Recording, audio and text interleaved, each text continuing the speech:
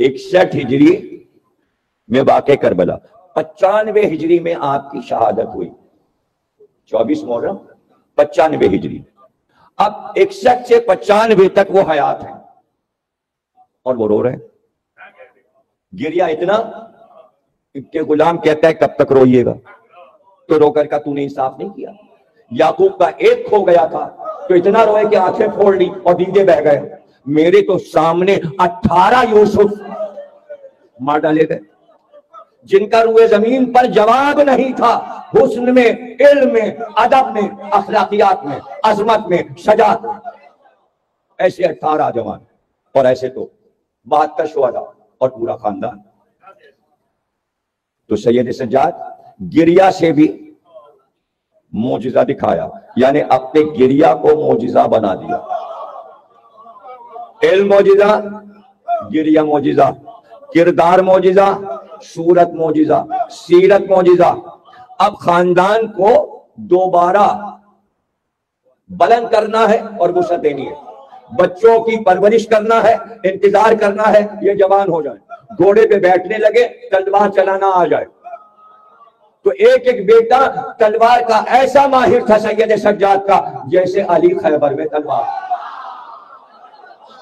صرف اگر زید شہید جو بیٹے ہیں سید سجاد کے ان کی جنگ پڑی جائے تو دنیا حیران رہ جائے، نہ کہ ان کے 4 بیٹے زید کے جہاں جہاں وہ گئے ان کی شجاعت مشہور ہے، ان کا حسن مشہور، ان کا علم مشہور، اور سب حافظ قرآن۔ یعنی زید کو حلیف القرآن کہتے تھے کہ قرآن حفظ تھا اور تلاوت جب کرتے تھے تو چلتے ہوئے قدم رک جاتے تھے، ایسا لہن تھا کہ لوگ زید سے قرآن سنتے تھے۔ تو اب سوچئے امام کا لہن کیا ہوگا اور قرآن کس طرح معجزہ ان کے سینے میں بنا ہوا ہے، ایک ایک آیت ازبر، ایک ایک لفظ کے معنی معلوم۔ سید سجاد کو پیغمبر کی تمام حدیثیں ازبر، یعنی علم قرآن پہ عبور، علم حدیث پہ عبور، اور جتنے علوم قرآن اور حدیث سے نکلتے ہیں کا ایک معجزہ یہ بھی ہے کہ دنیا میں اس کو کوئی سکھاتا نہیں، علم لدنی یعنی علم لے کر پیدا ہوتا ہے۔ 24 برس کے سید سجاد کربلا میں ہیں، حضرت علی کی شہادت سے پہلے دنیا میں آمد ہے، 40 سے 50 ہجری امام حسن کے ساتھ رہے چچا کے، 50 سے 60 تک حسین کے ساتھ رہے، باپ کے ساتھ رہے، یعنی دادا کا زمانہ بھی دیکھا، چچا کا زمانہ بھی دیکھا، بابا کی امامت، یعنی 3 اماموں کو سید سجاد نے دیکھا اور 3 معصوموں کے علم کو دیکھا اور سنا، اور جو اللہ نے عطا کیا ہے جو لے کے پیدا ہوئے اس کا کیا کہنا۔ اور پھر ہاتھ کا پور، انگلی، ہتھیلی، کلائی سب معجزہ، آنکھیں معجزہ، کان معجزہ، چہرہ معجزہ، گردن معجزہ، پیر معجزہ۔ مجسم سید سجاد امامت کی دلیل ہے، معجزہ۔ اب لوگ پورا عرب بعد کربلا عقل میں آ گئی بات کہ شاہی حاکم جو ہے وہ روحانی حاکم نہیں ہوتا۔ بعد کربلا سب سمجھ گئے کہ روحانی حکومت اس گھر کی ہے اور رہے گی، حاکم ہوتا رہے، اس لیے حاکم ایک طرف ہو گیا اور دنیا کا رخ ان کی طرف مڑ گیا۔ اب یہ اگر عرب میں نکل آئے تو سب کی گردنیں جھک جائیں، اگر یہ عراق چلے جائیں تو سب ادب سے ہاتھ باندھ کے کھڑے ہو جائیں، یہ اگر ایران چلے جائیں تو ایران پکارے کہ ہماری شہزادی کا بیٹا آ گیا۔ یعنی عرب اور عجم دونوں کے دلوں میں اللہ نے سید سجاد کی محبت ڈال دی، اور ایک سید سجاد کی وجہ سے پورا ایران علی والا ہو گیا، ایک سید سجاد کی وجہ سے پورا کوفہ، پورا عراق علی والا ہو گیا۔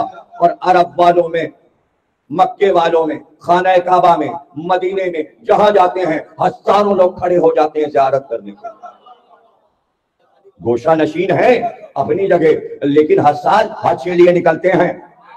61 ہجری سے 95 ہجری تک ہر سال حج کیا ہے، ہر سال حج کیا ہے، اور اس سے پہلے بچپن سے حج کر رہے ہیں، یعنی 12 سال کی عمر میں پہلا حج دیکھا گیا کہ پیدل چلے جا رہے ہیں اکیلے، نہ سواری اونٹ، نہ گھوڑا، نہ غلام، نہ سامان. اور ابراہیم بن ادھم آتا ہے اور کہتا ہے صاحبزادے آپ کہاں جا رہے ہیں؟ کہ اللہ کے گھر زیارت کے لیے جہاں سب جا رہے ہیں. کہ میں حیران ہوں، آپ کے ساتھ زیادہ سفر بھی نہیں، کھانے کا سامان بھی نہیں، سواری کا گھوڑا نہیں، اونٹ نہیں، کچھ آپ کے پاس دسترخوان نہیں، اور آپ چلے جا رہے اکیلے پیدل. کا ابراہیم بھی نہیں تھا، کیسی باتیں کرتے ہو؟ ارے کوئی مہمان بلائے تو جہاں مہمان جاتے ہیں کیا مہمانداری میں کھانا ساتھ لے کے گھر سے جاتے؟ مہمان بلاتا ہے، انتظام وہ کرتا ہے. یہ توحید کا پیغام کہ اللہ کو سمجھو کیا ہے. اگر اللہ پہ تکیہ ہے تو رزق دینے والا وہ ہے. اس نے کہا تو سواری تو لے لیتے. کہ میرے دونوں پیر میری سواری ہے. بتا دیا سواری کاہل بنا دیتی ہے. میرے چچا اور باپ بھی پیدل حج کرتے تھے، میں بھی پیدل جاتا.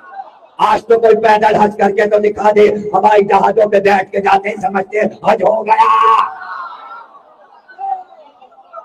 گاڑیوں پہ، کاروں پہ جاتے ہیں، بسوں پہ جاتے ہیں، حج ہو گیا. گرمی کا زمانہ تھا، اڑ رہی ہے، اس طرح کر کے دکھایا ہے تو دین بنایا ہے. اگر خود بھی بادشاہوں کی طرح سواریوں پہ جاتے اور غلاموں کے جمگھٹے ہوتے تو دنیا کہتی ان میں اور بادشاہ میں فرق کیا ہے. ذات معجزہ ہے، سید سجاد کی ذات معجزہ ہے. اتنا تجارت کو بڑھایا کہ اطراف مدینہ جو مولا علی نے ایک شہر یمبو بسایا تھا جس میں زراعت ہوتی تھی اور چشمے نکالتے تھے علی، سید سجاد نے اور چشمے کھودوائے، پانی میں اضافہ کیا. پانی بڑھے گا تو زراعت بڑھے گی، زراعت بڑھی، گیہوں، جو، دالیں، پھل، ہر طرح کے پھل کے درخت لگوائے. تجارت بڑھتی گئی، اونٹوں پہ بار ہونے لگی. صرف کام کرنے والے بڑے بڑے مصری مورخین نے لکھا ہے کہ بھائی 1,00,000 غلام ملازم تھے سید سجاد کے پاس. بڑے بڑے مورخین نے لکھا 1,00,000 غلام، اور بڑے بڑے رجسٹر تھے جس میں نام لکھے ہوتے، اور باغ میں ان کی حاضری ہوتی تھی. اور اگر پتا چل گیا کہ کسی نے کوئی خطا کر دی، کوتاہی کر دی، تو آپ کہتے تھے جس سے خطا ہو رجسٹر میں اپنی خطا خود لکھ دے. ایسا بھی کئی نظام چلتا ہے. آپ کرپشن پکار رہے ہو، سید سجاد کا نظام چلا دو، سب صحیح ہو جائے. سیکھو تو آئمہ سے، فکر تو لاؤ، بات تو کرو ان آئمہ کی. اپنی خطا رجسٹر میں درج کرو. جب رمضان آتا آپ سب کی خطائیں ملاحظہ فرماتے. اس نے یہ خطا کی، اس نے یہ خطا کی، اس نے یہ خطا کی، اس کے ہاتھ کی خطا لکھی ہوئی. ایک ایک کا نام پکارتے، تم نے یہ کیا؟ سر جھکا کے کہتا ہاں. تم نے ایسا کیا؟ سر جھکا کے کہتا جی سرکار ایسا کیا. کہ جاؤ، ہم نے اس رمضان کی آمد کی خوشی میں تم سب کو معاف کیا اور اللہ کی راہ میں آزاد کیا. لیکن جاتے جاتے سید سجاد کے لیے دعا کرتے جانا. اللہ، اب دعا وہ کریں گے سید سجاد کے لیے، وہ دعا آئے گی سید سجاد کے پاس، وہ اپنے غلاموں کو بانٹ دیں گے. دعاؤں کا ذخیرہ ان کے پاس جمع ہوتا ہے، تبھی تو صحیفہ کاملہ لکھ دی کہ دعائیں پڑھو ثواب آئے گا ہمارے پاس، تقسیم تمہاری طرف واپس کر دیں گے. یہ ہے دعا کا نظریہ. اور نعمت پر اتنی دعائیں ہیں سید سجاد کی کہ ایک نعمت ملے 2 رکعت نماز، ایک نعمت ملے 2 رکعت نماز. کسی نے تحفہ بھیج دیا کھانے کے لیے، پہلے 2 رکعت شکرانے کی نماز، پھر احباب سے کہا تم بھی کھاؤ ہم بھی کھائیں، تحفہ آیا. ذرا کائنات کے ہر کام کو توحید سے منسلک کر کے تو کوئی دکھائے. یعنی بغیر اللہ کی یاد کے دنیا میں سید سجاد نے کوئی کام نہیں کیا، جملہ ضائع نہ ہو. سید سجاد نے اپنا کوئی کام اللہ کی یاد کے بغیر نہیں کیا، تو عزاداری اللہ کے بغیر کیا؟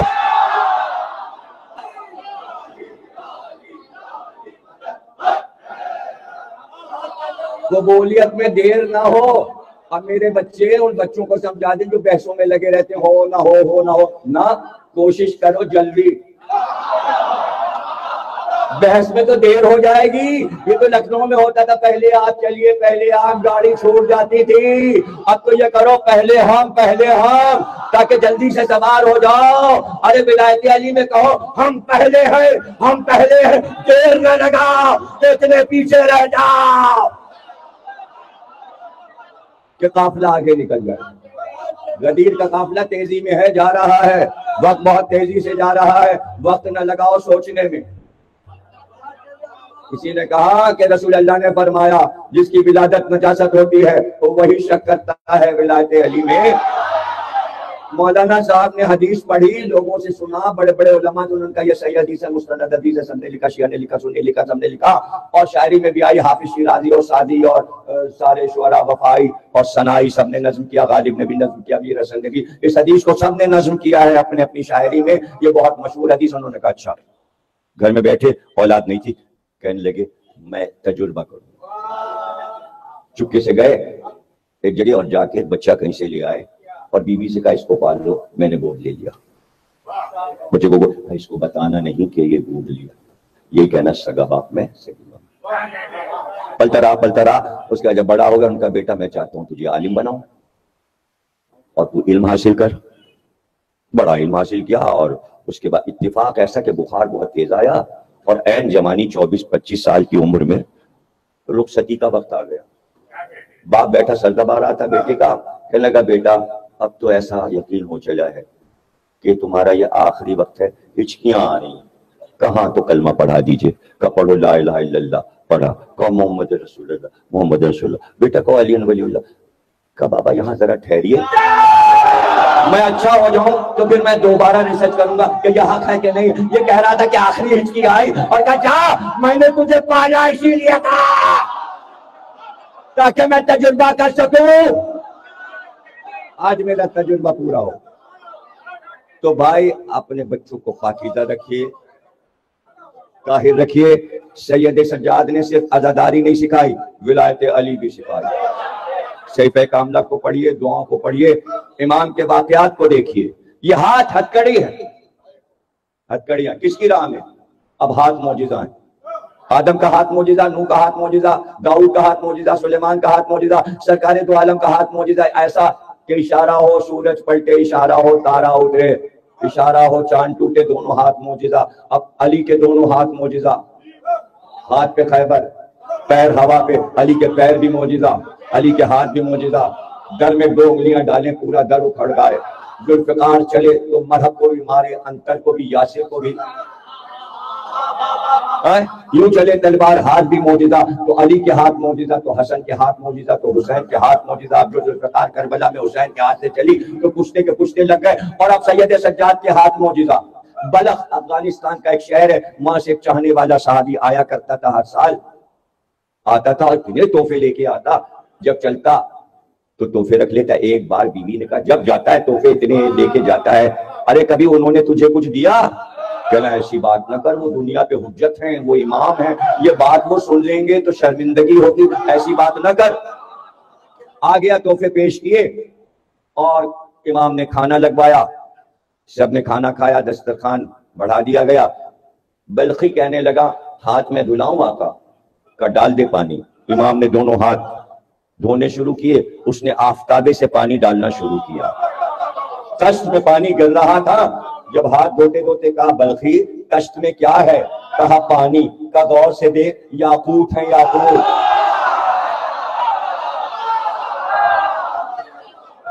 ارے پھر دیکھ, اب ہاتھ دھوتے دھوتے کہا ذرا پھر دیکھ کیا ہے؟ کہا یاقوت کا نہیں, یاقوت کے اوپر اب زمرد کا ڈھیر لگ رہا ہے. اب جو جھک کے دیکھا تو زمرد کا ڈھیر لگ رہا ہے. ہاتھ پھر دھلوانا شروع کیے. کہا اب دیکھ کیا ہے؟ کہا زمرد کا نہیں, سچے موتی.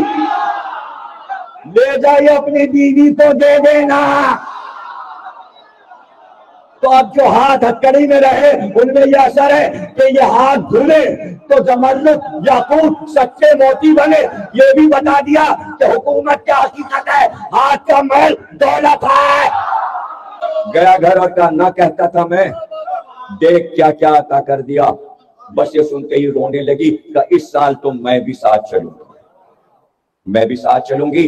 بیرون مدینہ خیمہ لگا کے بلخی نے اپنی بیوی کو وہاں ٹھہرایا، کہ اجازت لے لوں تو تجھے لے کے چلوں، اجازت لے لوں تو چلوں۔ خود گیا، پہنچا، جیسے ہی پہنچا سلام کیا، تحفے پیش کیے۔ مولا نے کہا تو ادھر آیا، ادھر تیری بیوی کا انتقال ہو گیا، تیری بیوی مر گئی، خیمے میں لاش پڑی، اب تو واپس جا، اب تو واپس جا، اور جا کے کہہ دے پکار کے سید سجاد نے کہا ہے کہ اٹھ جا۔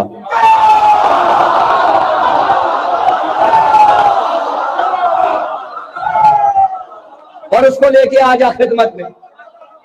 وہ گیا، دیکھا لاش پڑی تھی، لاش کے پاس کھڑے ہو کر آواز دی، سید سجاد نے کہا اٹھ جا۔ وہ ایک دفعہ اٹھی اور کہا میں تو مر گئی تھی، کہا مولا نے تجھے بلایا ہے، چل۔ آئی تو مولا کو دیکھتے ہی رونے لگی اور وہیں گر گئی۔